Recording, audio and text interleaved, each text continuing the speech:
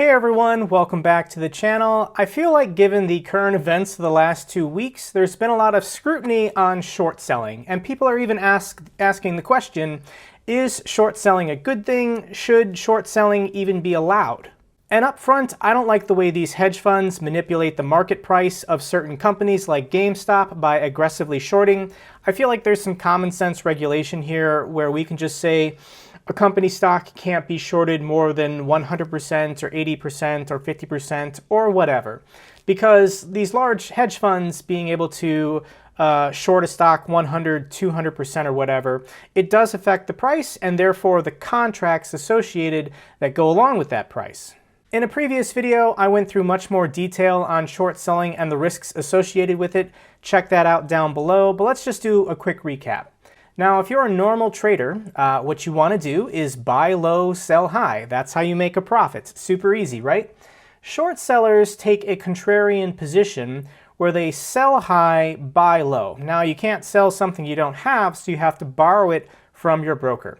So short sellers borrow high, go on the New York Stock Exchange, sell it, wait for the price to drop. They then cover their sale, return the stock to their broker, keep the profit. They then wait for it to shoot back up, and they do it again. They do this because they feel like something is overvalued, or they feel like in the near future they can get the exact same thing for cheaper. Brokerage companies love doing this because there are often fees associated with short selling, or there might be an interest rate. Additionally, if that stock misses a dividend, you have to pay back the dividend amount as well. And brokers can always force you to cover your short position if they need the stock back for any reason. And there's some serious money to be made in short selling if you're bold enough to take a contrarian position. The market naturally goes up over time, so to take this position, short sellers assume a lot of risk. But what short selling does that's positive for normal traders is it reduces volatility. Now, if you're a normal trader and you're selling high and buying low, which is how you make a profit, short sellers are also helping. They're selling high and they're buying low. So over time, the stock price is actually more linear, more flat, more predictable. And this helps reduce volatility, which gives long-term investors more confidence in a stock. They don't panic sell when they see it drop. Short sellers are actually buying when the price goes down, which helps long-term investors. It also, in a way, helps bad investors, people that see a stock price shooting up and they get really excited because it's going up so much. Short sellers are cooling off an overheating stock, and then they're willing to buy it when nobody else wants it. But to really understand short selling, you have to think about incentives. Where are the incentives in a market? How do bubbles form? You know, the dot-com bubble or the 2008 bubble. How do these bubbles actually come into play? So we need to think about all the players, all the actors that are involved in the financial sector. Who is positive? Who is bullish? Who believes the stock will always go up? And who is skeptical? Who is bearish? Who thinks that the stock market might be overvalued? We might be in a bubble. Well, first we have company insiders and company management. They know the financials of their companies best. However, they're the biggest shareholders of that company. And even though they have all the insider information, they're actually not allowed to divulge it publicly unless it's in one of their quarterly financial statements. So they have to be very careful what they say, even if they know that the financials of the company are not doing well. Additionally, they want to see the stock price goes up. That's how they make their money. So that was obvious. Management is clearly in the positive column. Let's now go on to the financial press, you know, CNBC or whoever. How do they make money? What are their incentives? Their incentives are selling ads. They sell advertisements for brokerage companies and analysts and anybody doing well. And although, yes, on a scary day where the market takes a drop, there might be a spike in viewership. However, when the market is down after the 2000 crash, after the 2008 crash, their viewership goes down. When public sentiment is pessimistic about the market, people don't want to invest, they're not watching financial news. So the financial press has a conflict of interest, and there's a financial incentive for these guys to be positive. They want to give you that hot stock, that hot tip that will make you money. That's why you should be watching them. The next group is the sell-side analysts, and this is any company that sells financial services with an incentive to have you give them your money, to have you put your money in their account.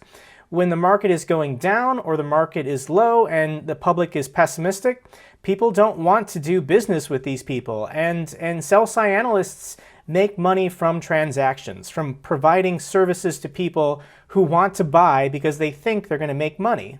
So sell-side analysts, they're in the positive column.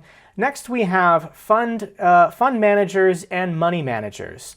And they only make money when you put money in their funds. You know, if their expense ratio is 0.1%, or if it's an actively managed fund, 1%. When the market is going down, people panic or people get pessimistic and they pull their money out. That is a lower commission for the fund managers. So when they make their quarterly statements or promotional materials, naturally they want to highlight the good times and kind of skip over or brush when the market isn't doing well.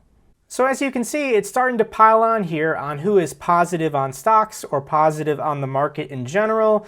Because next up we have the investment bankers, Morgan Stanley, Goldman Sachs, Barclays.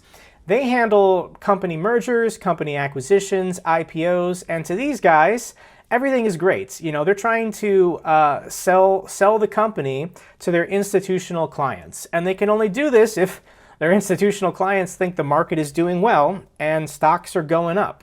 So that one makes sense. Let's go ahead and put them in the positive column. But next we have the commercial banks. People that do business with these companies. They handle the books, they handle the money transactions of our large publicly traded companies. And, you know, they want the companies who are their clients to be doing well. So even though they have access to all of their books, their financial best interest is to never disclose or never highlight any kind of activity that might reflect poorly on the stock price. So once again, commercial banks are in the positive column. Next up we have the rating agencies and, you know, Moody's, S&P Global, Fitch, and they're supposed to be independent. They're supposed to rate how well is a company doing because this has more to do with issuing debt. How likely is a company able to repay their debt based on their financials? However, these rating agencies are paid by banks. Banks, once again, have a financial incentive for the market to be doing well, to look like it's doing well. So the rating agencies rated lots of stocks and companies as a good rating in the 2000 crash and the 2008 crash.